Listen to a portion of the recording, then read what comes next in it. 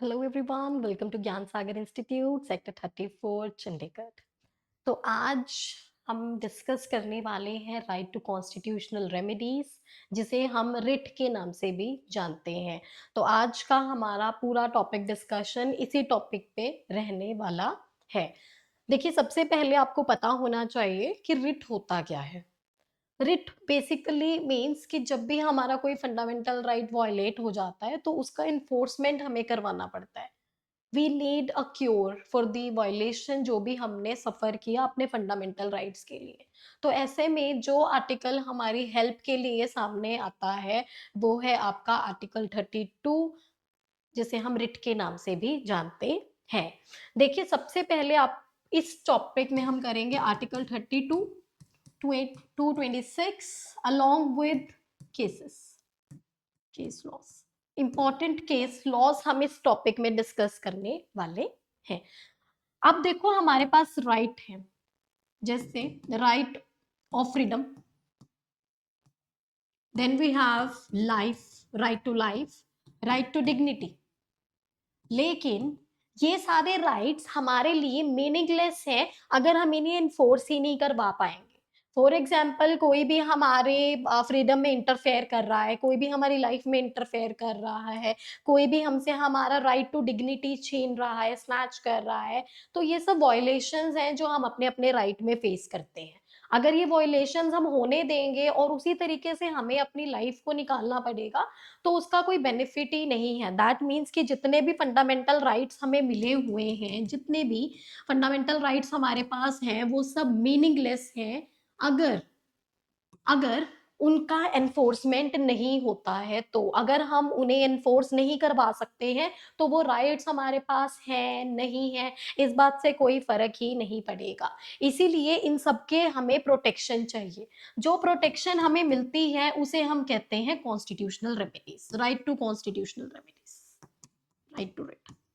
ये जो आपका है, इसे हम दो जगह डिस्कस करेंगे, mainly in article 32 and in article 226। लेकिन अगर हम पूरे कॉन्स्टिट्यूशन में देखें तो ऐसे 4 आर्टिकल्स हैं, 4 आर्टिकल्स आर देयर जहां पे ये चीज हमने देखी है। जैसे आर्टिकल 13, आर्टिकल 13 हमारा जुडिशियल रिव्यू की बात करता है। अब अगर आप जुडिशियल रिव्यू की बात करते हैं, देखिए, जुडिशियल रिव्यू, जुडिशियल रिव्यू हम इस लेक्चर में डिस्कस नहीं करेंगे, क्योंकि जुडिशियल रिव्यू के लिए ऑलरेडी जब हमने इंट्रोडक्शन टू फंडामेंटल राइट्स वाला टॉपिक किया था, हमारे चैनल पे अवेलेबल है वो वीडियो, उसके लिए आप इसको वहां पे गो थ्रू करेंगे। दूसरा आर्टिकल हमारा आ जाएगा 32, तीसरा आ जाएगा 226 और आखिरी जो हम करने वाले हैं दैट इज 359। जो आपका आर्टिकल 359 है, इस आर्टिकल में कहा गया है कि आपके फंडामेंटल राइट्स को कटेल नहीं किया जा सकता किसी भी सिचुएशन में सिवाय इमरजेंसी के। Only in the case of emergency आपके फंडामेंटल राइट्स कर्टेल हो सकते हैं, अदरवाइज किसी भी केस में आपके फंडामेंटल राइट्स कर्टेल नहीं होंगे। ये आपका 359 बात करता है। आज का जो हमारा मेन टॉपिक है वो सारा का सारा इन दो आर्टिकल्स के ऊपर बेस्ड है। आर्टिकल 32 सुप्रीम कोर्ट की बात करता है, 226 आपके हाई कोर्ट की बात करता है। आगे प्रोसीड अगर हम करते हैं तो देखिए, हमें पता होना चाहिए कि जो हम रिट की बात करते हैं, हमारा जो फंडामेंटल राइट्स हैं ये पार्ट 3 में दिए गए हैं। पार्ट 3 आर्टिकल 12 से लेके 35 तक फंडामेंटल राइट्स की बात करता है। और जो आज का आर्टिकल 32 हम डिस्कस कर रहे हैं ये आपके पार्ट 3 में ही दिया गया है। यानी कि जिस रिट की हम बात कर रहे हैं, राइट टू कॉन्स्टिट्यूशनल रेमेडीज, वो आपके फंडामेंटल राइट्स की प्रोटेक्शन के लिए जो काम में आ रहा है वो खुद ही एक फंडामेंटल राइट है। यानी कि article 32 which is protecting other fundamental rights is in itself is a fundamental right. ये क्योंकि ये पार्ट 3 में आता है। लेकिन आर्टिकल 226 के लिए हम ये बात नहीं करते हैं। अगर हम इसकी बात करें तो देखिए, सीधा फंडामेंटल राइट आपका वॉयलेट हो गया तो आप सीधे मूव कर जाइए सुप्रीम कोर्ट। जर्नल रूल ये कहता है कि अगर कोई भी हमें केस फाइल करना है तो we have to start from district court, उसके बाद अपील होके हाई कोर्ट और उसके बाद सुप्रीम कोर्ट। लेकिन यहाँ पे फंडामेंटल राइट्स के केसेस में आप ये दोनों स्टेजेस को खत्म कर देंगे और डायरेक्टली मूव कर जाएंगे सुप्रीम कोर्ट। इसके बाद यहाँ पे हमने सुप्रीम कोर्ट को पावर दी गई है।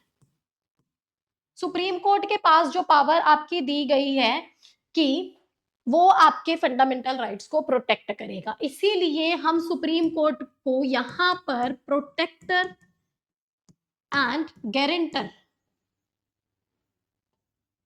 किस चीज का, और fundamental, protector and guarantor of fundamental right भी कहते हैं। दूसरी अगर हम बात करें doctor B R Ambedkar, doctor B R Ambedkar ने भी आपके इसी आर्टिकल को, आर्टिकल 32 को कहा था heart and soul, heart and soul of constitution. Doctor B R Ambedkar, उन्होंने ये चीज यहाँ पे बोली थी। अब देखिए जो हम आर्टिकल 32 की बात करते हैं, the same power has been given under article 226 as well. जो हम आर्टिकल 226 की बात कर रहे हैं, it is the same, same यहाँ पे हमने हाई कोर्ट को एम्पावर किया हुआ है for the protection of fundamental rights. हमने यहाँ पे हाई कोर्ट को वो सारी पावर दी हुई है। आप 32 आर्टिकल में सुप्रीम कोर्ट को अप्रोच करते हो, 226 में हम सीधे हाई कोर्ट को अप्रोच कर सकते हैं। ऐसा कहीं पर नहीं लिखा कि पहले आपको हाई कोर्ट जाना पड़ेगा और उसके बाद ही आप आर्टिकल 32 में सुप्रीम कोर्ट में जाएंगे, आपकी मर्जी। आप हाई कोर्ट जाना चाहते हैं तो आप हाई कोर्ट चले जाइए। If it is possible for you to visit supreme court तो आप सीधे सुप्रीम कोर्ट चले जाएंगे और हाई कोर्ट आपको जाने की बिल्कुल जरूरत नहीं है।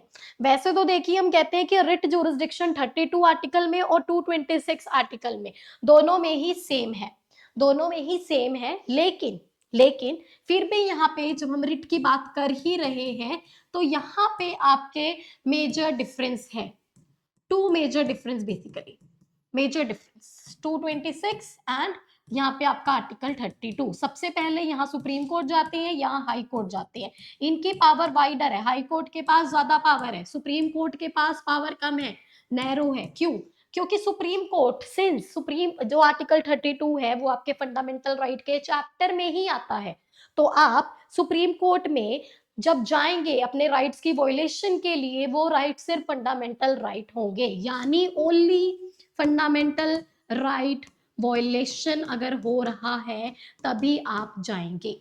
लेकिन यहां पर अगर आपका फंडामेंटल राइट है एंड अदर राइट, अगर आपका कोई और राइट भी वॉयलेट हो रहा है तो आप यहां पर जा सकते हैं। 226 में जो रेमेडी है इसको हम फंडामेंटल राइट नहीं कहते हैं, लेकिन ये जो 32 में रेमेडी है इसको हम फंडामेंटल राइट कहते हैं। ये चीज आपको थोड़ी सी ध्यान में रखनी है क्योंकि वो आपके पार्ट 3 से आया है, इसीलिए उसे फंडामेंटल राइट की कैटेगरी में हमने ऐड किया हुआ है। ये थे हमारे बेसिक चीजें। इसके बाद जो अगला टॉपिक हमारा इसी में रिट में हम करने वाले हैं, that we will do the discussion of writs. देखिए अगर हम रिट की बात कर रहे हैं अगेन एंड अगेन, तो there are 5 writs in total that we have. सबसे पहले हमारे पास आ जाएगी हैबियस कॉर्पस। दूसरे नंबर पे हम करने वाले हैं आपकी मैंडेमस। यहां पे आपके पास आ जाती है प्रोहिबिशन, सर्श्योररी एंड लास्टली जो हमारे पास आएगी that would be quo warranto. Certiorari and quo warranto सारे टर्म्स आपकी लैटिन टर्म्स हैं सिवाय प्रोहिबिशन के, सब लैटिन है सिवाय प्रोहिबिशन के। प्रोहिबिशन इज इंग्लिश वर्ड, तो सबका कुछ ना कुछ मीनिंग यहाँ पे निकल के आता है। अगर हम हैबियस कॉर्पस की बात करें तो इसका मतलब होता है let us have the body. Mandamus का मतलब होता है we command. Prohibition is the English word to prohibit. Certiorari to certify and lastly quo warranto यानी कि बाय व्हाट अथॉरिटी और what is your authority, by what authority और what is your authority. ये हमारी 5 रिट है जिनको हम यहाँ पे डिस्कस करने वाले हैं in detail along with the meanings जो मैंने आपके लिए यहाँ पे ऑलरेडी लिख दिए हैं। देखिए सबसे पहले हम शुरू करते हैं हमारी पहली writ, that would B habeas corpus. जब हम हैबियस कॉर्पस की बात करते हैं तो इसका मतलब होता है let us have the body. इसमें हम कह रहे हैं कि एक पर्सन है पी जिसको इलीगली डिटेन कर लिया गया है। ये बेसिकली हम स्टेट के खिलाफ लगा रहे हैं रिट इन ऑर्डर टू एजरटेन कि ये जो इनको डिटेन किया गया है वेदर इट इज इलीगल और नॉट। किसी पर्सन को इलीगली डिटेन कर लिया गया है बाय पुलिस अथॉरिटी और what ever the person is having authority, तो यहाँ पे अगर हम ये साबित कर देते हैं कि ये पर्सन पी को इलीगली डिटेन कर दिया गया है तो यहाँ पे डिटेन जो आपने किया है इसको हम क्वैश कर देंगे, इलीगल डिटेंशन डिक्लेयर कर देंगे and that person has to be released. Person को छोड़ दिया जाएगा। देखिए एक जनरल रूल है कि जब भी किसी को अरेस्ट करते हैं तो विद इन 24 आवर्स आपको उसको नियरेस्ट मजिस्ट्रेट के पास प्रेजेंट करना होता है। अगर आप ये नहीं कर पा रहे हैं दैट मीन्स कि आपने पर्सन को इलीगली डिटेन किया है और ऐसे में आपका जो डिटेंशन है उसे क्वैश करके पर्सन को इमीडिएटली रिलीज कर दिया जाएगा। अब इसके लिए कुछ एक्सेप्शंस हैं जो यहाँ पे हम करते हैं कि कब कब आपका ये रिट नहीं एप्लीकेबल होगा। Basically competent authority, competent court, जो डिटेंशन है it is ordered bye competent court. दूसरा यहाँ पे है जो डिटेंशन किया गया है person it is done lawfully, जिसको भी डिटेन किया गया है उसे लॉफुली डिटेन किया गया है। अगर पर्सन को डिटेन किया गया है कंटेम्प्ट ऑफ कोर्ट में, कोर्ट की अवहेलना के जुर्म में, तो भी उस पर्सन के ऊपर ये वाली चीज नहीं एप्लीकेबल होगी। दूसरा ये जो डिटेंशन है ये outside the jurisdiction of court है, जिस जुरिस्डिक्शन में आप अप्लाई कर रहे हो उनकी जुरिस्डिक्शन में ये चीज आती ही नहीं है, तो ऐसे 4 केसेस में ये वाली चीज आपकी एप्लीकेबल नहीं होगी। हमने लेक्चर के शुरुआत में ये बोला था कि जो हम टॉपिक डिस्कस करने वाले हैं इसे हम इंपॉर्टेंट केस लॉस की हेल्प से करेंगे। तो हमारा आज का पहला केस लो राहुल है, राहुल शाह।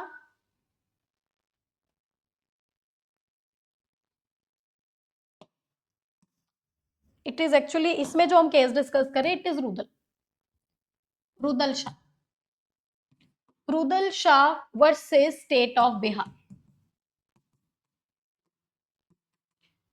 इस केस में एक पर्सन को डिटेन कर लिया गया था, डिटेंशन के बाद भी उसको 14 साल तक 14 इयर्स, मतलब अभी उसका पनिशमेंट खत्म हो गया, उसको डिटेन किया, उसका पनिशमेंट खत्म हो गया और पनिशमेंट खत्म होने के बाद भी 14 इयर्स के लिए वो अभी भी जेल में ही बंद है। तो यहाँ पे हैबियस कॉर्पस लगाई गई थी और उस पर्सन को इमीडिएटली रिलीज कर दिया गया था एंड फॉर दैट 14 ईयर जो उसको एक्स्ट्रा जेल में निकालने पड़े उसके लिए उसे एग्जेम्पलरी डैमेजेस भी दिए गए थे। ये आपका है पहला रिट जिसे हम कहते हैं हैबियस कॉर्पस।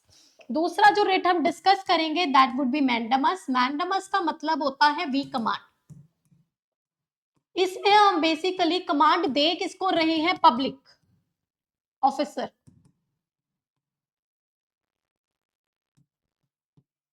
या पब्लिक ऑफिस क्या दे रहे हैं, टू परफॉर्म ड्यूटी। हम यहाँ पर एक पब्लिक ऑफिसर को या एक ऐसा पर्सन जो पब्लिक ऑफिस होल्ड करके बैठा है उसे हम कमांड दे रहे हैं कि आप अपनी ड्यूटी परफॉर्म करें, क्योंकि that person is suppose to complete his duty और वो उसने नहीं किया है। तो यहाँ पे हम high court and supreme court में जाते हैं और बोलते हैं कि आप इस पब्लिक अथॉरिटी को कमांड दें कि ये अपना काम परफॉर्म करे। इसमें जो केस हम डिस्कस करेंगे दैट वुड बी गुजरात का केस है ये आपका फाइनेंशियल कॉर्पोरेशन वर्सेस में यहाँ पे आपका आ जाएगा लोटस होटल। इन दोनों के बीच में एक एग्रीमेंट हुआ था जिसमें इन्होंने प्रॉमिस किया था कि ये लोटस होटल को इनका कंस्ट्रक्शन पूरा करने के लिए लोन देंगे, मनी देंगे, रिलीज करेंगे पेमेंट, लेकिन बाद में इन्होंने ऐसा करने से मना कर दिया। तो ऐसे में लोटस होटल वाले जो है वो गुजरात हाई कोर्ट में पहुंच जाते हैं कि इन्होंने अपना प्रॉमिस जो है वो पूरा नहीं किया। तो यहाँ पे कोर्ट ने बोला कि देखिए हम बात कर रहे हैं पब्लिक ऑफिस की, अगर कोई पब्लिक ऑफिस है, पब्लिक ड्यूटी की हम बात करें, there should be some public duty, और इस केस में इनकी पब्लिक ड्यूटी बनती थी उनको पेमेंट देना, तो they have to release the payment. और यहाँ पे इन्हें बोला गया था कि आपने प्रॉमिस किया है एंड एज प्रॉमिस्ड आपको यहाँ पे पैसे उनको देने पड़ेंगे। तीसरा जो रेट हम डिस्कस करने वाले हैं दैट वुड बी सर्श्योरेरी। सर्श्योरेरी, देखिए दो रेट हम एक साथ डिस्कस करेंगे, एक तरफ हम सर्श्योरेरी डिस्कस कर रहे हैं और दूसरी तरफ हमारा यहाँ पे आ जाता है प्रोहिबिशन। जब हम सर्श्योरेरी की बात करते हैं, सर्श्योरेरी का मतलब होता है टू सर्टिफाई, और यहाँ पे हम प्रोहिबिट कर रहे हैं, टू प्रोहिबिट। अब आप देखिए ये दोनों ही हायर कोर्ट लोअर कोर्ट के ऊपर इंपोज करता है। हाई कोर्ट सुप्रीम कोर्ट लगा रहा है लोअर कोर्ट के ऊपर, same high court supreme court लगा रहा है लोअर कोर्ट के ऊपर। अब इसमें होता क्या है, हम कहते हैं prevention is better than cure, तो यहाँ पे हम प्रिवेंट कर रहे हैं, लेकिन यहाँ प्रिवेंट नहीं कर पाए तो हमारे पास क्योर भी है। होता यह है कि जब भी कभी लोअर कोर्ट अपना पावर एक्सरसाइज करते हुए उसका एक्स्ट्रा यूज कर देता है, यानी अपनी जुरिस्डिक्शन से बाहर चले जाते हैं, जितनी पावर उनके पास नहीं थी यूज करने की उतनी पावर वो यूज कर लेते हैं, कोई ऐसा केस वो हैंडल कर देते हैं जिनके जिनके पास उनकी जुरिस्डिक्शन ही नहीं थी, तो ऐसे में हम क्या करते हैं, उन्हें प्रोहिबिट कर देते हैं, उन्हें रोक देते हैं। हाई कोर्ट सुप्रीम कोर्ट उन्हें रोक देती है कि ये वाला केस आपके जुरिस्डिक्शन में नहीं आता है, इसीलिए आप इस केस को नहीं हैंडल करेंगे। लेकिन दूसरे केस में यहां पर हमें बाद में पता चलता है कि लोअर कोर्ट ने कोई इलीगल ऑर्डर पास कर दिया है, या फिर अपनी जुरिस्डिक्शन उन्होंने एक्सीड कर दी है, या फिर ऐसा कुछ सेंटेंस दे दिया है जो उनके पास देने की पावर नहीं थी। तो ऐसे में हाई कोर्ट और सुप्रीम कोर्ट दोनों में से कोई भी जहां पर भी ये अप्लाई किया गया है वो बोल सकते हैं कि अपना जितना भी रिकॉर्ड है वो हमारे पास भेजें, we will get it review. वो रिव्यू करेंगे, वो चेक करेंगे कि क्या सच में पावर का मिसयूज हुआ है या नहीं हुआ है, और उसके बाद अगर उन्हें लगता है कि पावर का मिसयूज हुआ है तो उसे वहीं पे क्वैश कर दिया जाएगा, और वो चेक करेंगे कि वेदर उन्होंने अपने स्फीयर में रह के पावर का इस्तेमाल किया है। अगर ऐसा होगा तो वो चीज वहां पे वैलिड रह जाएगी आपकी। ये चीज आपको ध्यान में रखनी है। इसके बाद इसमें जो केस हम डिस्कस करने वाले हैं, देखिए प्रोहिबिशन में केस नहीं कर रहे हैं हम, लेकिन सर्शियोरी के दो केसेस हमें डिस्कस करने पड़ेंगे। जो पहले वाला केस है आपका वो है गुल्लूपल्ली, नागेश्वर